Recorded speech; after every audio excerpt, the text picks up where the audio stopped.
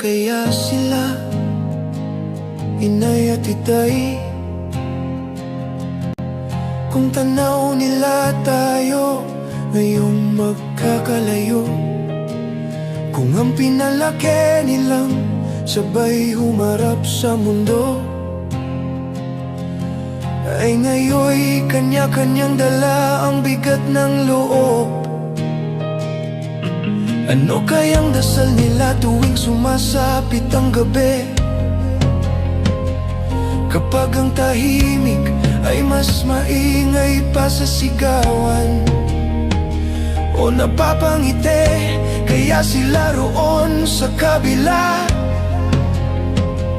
kapag tayo'y nagkakausap, nagkakaunawaan? May nawala masyadong maaga, iniwan ng buwang na di na mapunan.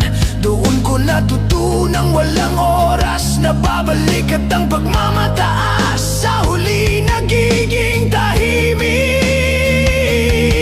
Kung may babaguhin man ang kahapon, sana'y mas piniling makinig, dahil sa huli tahimik ang pagsisisi.